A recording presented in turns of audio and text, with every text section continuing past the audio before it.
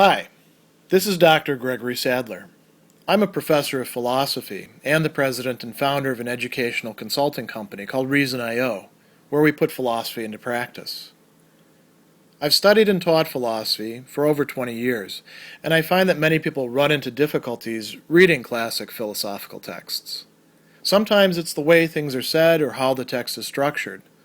But the concepts themselves are not always that complicated, and that's where I come in. To help students and lifelong learners, I've been producing longer lecture videos and posting them to YouTube. Many viewers say they find them useful. What you're currently watching is part of a new series of shorter videos, each of them focused on one core concept from an important philosophical text. I hope you find it useful as well. In Book 6 of the Nicomachean Ethics, Aristotle is now going to turn to focus his attention on what we have, since his time, come to call the intellectual virtues. These are dispositions, or in Greek hexes, that is habits, that are established within the intellectual or rational part of the human soul, as opposed to the irrational part, which is where we see the moral virtues established. It's important to note, of course, that reason, which is happening up in this area of the soul, we might say, is very much involved in the moral virtues, but they have to do with the part of the soul that can listen to reason but isn't itself reasonable, and we'll talk about that in just a moment. So you notice that we've got 5 things written here. Intellect, also translated as intelligence, mind sometimes, wisdom, scientific knowledge, art skill, and prudence. These are the 5 intellectual virtues. These are dispositions that can be gradually established within a person's soul, or if you don't like the theological implications of soul, which actually Aristotle doesn't have, but if that word bothers you, think personality or character or personhood. Now, when we're talking about parts of the soul, which is where he really begins, it's important to keep in mind something that he said in Nicomachean Ethics Book 1, where some of this information is actually coming from, and also in the De Anima, or On the Soul, where he's specifically talking about the soul, which is that when we're talking about parts, these are not things like solid parts of a machine that cannot occupy the same space, that don't interpenetrate in any way. They're not separable. They're not, different things totally apart from each other in some box that we call the soul. Rather, they are characteristic functions, you might say, of that same soul. And, Aristotle says at one point, you could think of them as being related like the convex is to the concave. They're not really radically distinct from each other, although we can distinguish them from each other. And there are interactions that they are carrying out. So we're going to work our way on up to the parts that we're really interested in, mainly just so we can, at the very beginning, get rid of the things that we're not particularly interested in. You notice Aristotle divides the soul into a rational part and an irrational part. The irrational part is what we share in common with animals and even other living things like plants, or, if Aristotle knew about bacteria, he would probably place them in there. The lowest part of the soul, big part of the soul, probably has a whole bunch of different, sub-functions, is what he calls the threptikos in Greek. And we typically translate this as vegetative, in part because it's something that plants themselves do, but also when we talk about a person being in a vegetative state, really that's all that's going on with them. The vegetative part of the soul handles things like digestion, for example. It's fortunate that you don't actually have to deliberate about digestion, although you may deliberate about what you want to put in there to eat, right? Or whether you want to take supplements or anything like that. But you don't have to think about the processes themselves, because if you did, boy, you'd get nothing done all day long, would you? So a lot of those things just sort of handle themselves on their way. Aristotle doesn't tell us much about this, certainly not in terms of ethics or intellectual life.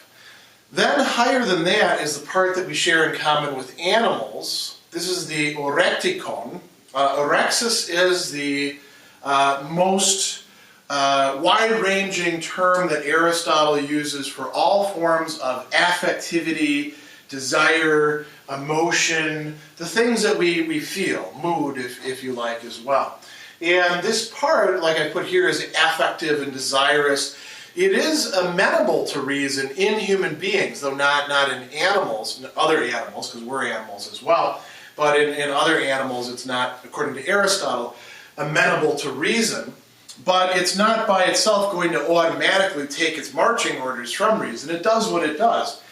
And this is the realm where the moral virtues, the excellences of character, which have to do with actions and emotions, as well as a few other things like how we value goods. That's where that part of those are lodged, you might say, in that part of the soul. They certainly draw upon the rational part of the soul in order to be virtues, as Aristotle is going to say, as we discuss in other videos. However, they are in that part of the soul, and they're part of that. They're a portion of that part of the soul's activities. When we turn to the rational part, you notice that we've got two terms here that Aristotle uses to say, let's call them this and that. There's a higher part of the rational soul and a lower part of the rational soul. And the lower part of the rational soul is particularly connected with the affective or desirous orexicon part of the irrational soul. The highest part he calls the epistemonicon. This is coming from the Greek word for knowledge, episteme. And as he says, this is the part that engages in contemplation, that's theoria, or theorein, of things whose first principles don't change. Now that doesn't mean that the things that it's thinking about or observing or reasoning about or any of those sorts of activities don't themselves change, but their first principles don't change. And then the other part of the soul, the logistikon, we can call this a reasoning. It's translated in some cases as calculative, right? Aristotle also says we can call this a deliberative faculty, a faculty that engages in deliberation, which then affects what goes on in here. It contemplates things whose first principles do in fact change. So not only do the things themselves change, but what would count as first principles might change from situation to situation. And what we're going to see is that there's a very strong connection between what we can call truth in thought and truth in action, or truth in desire. Between the speculative or pure reason, right, and practical reason. Aristotle is going to draw these out in different ways, but it's important to note that there is a distinction here, and Aristotle is making that distinction in particularly in terms of the activities and the objects of these parts of the soul. Why does he do that?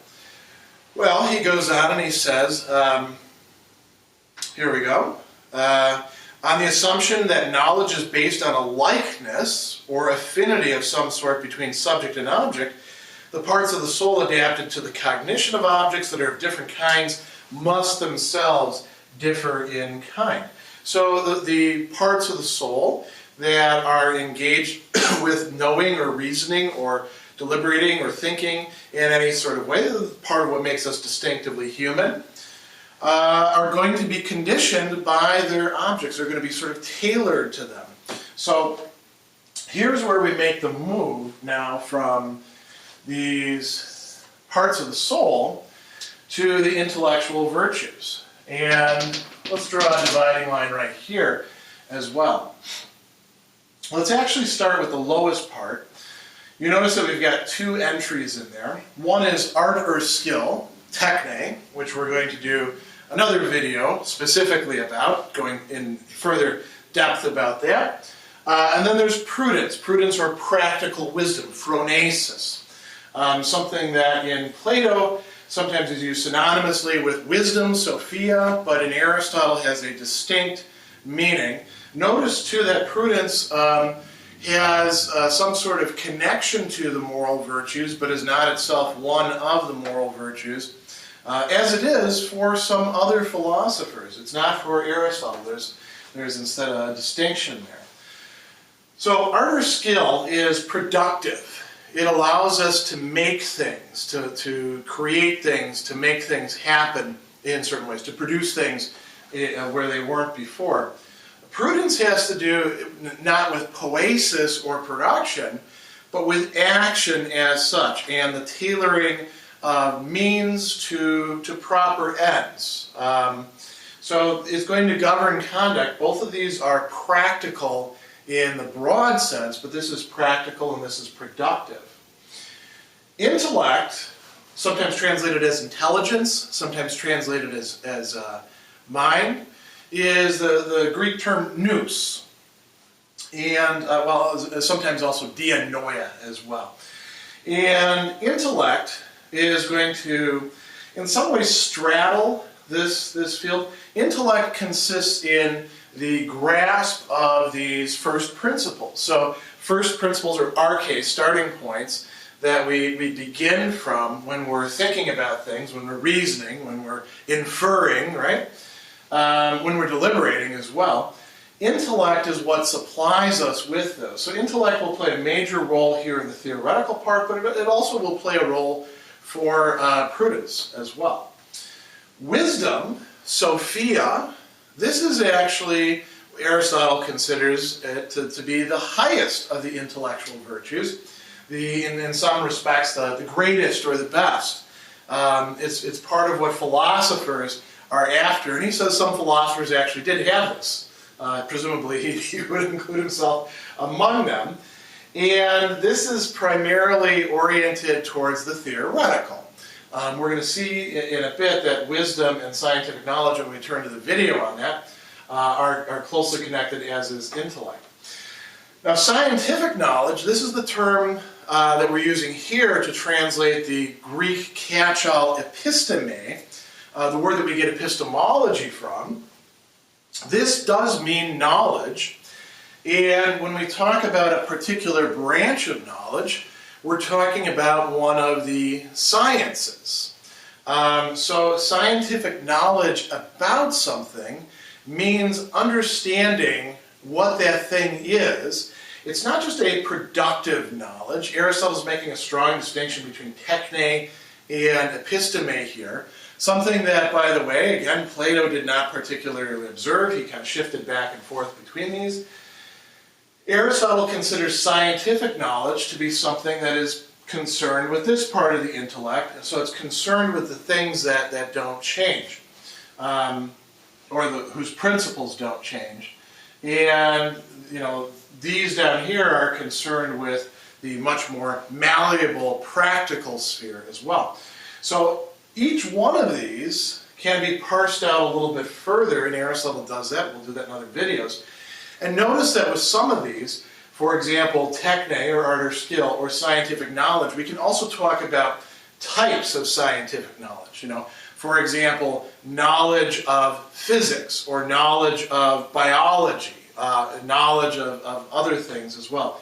Different arts or skills. Making boots is not the same thing as making love, if there is indeed a techne of that, as some people thought there was, or making victory through military strategy. Although notice that Aristotle will consider military science an episteme at certain points. So this gives you a broad overview of how these 5 intellectual virtues that Aristotle is particularly interested in are connected up with the human soul and its various parts, particularly in the rational part.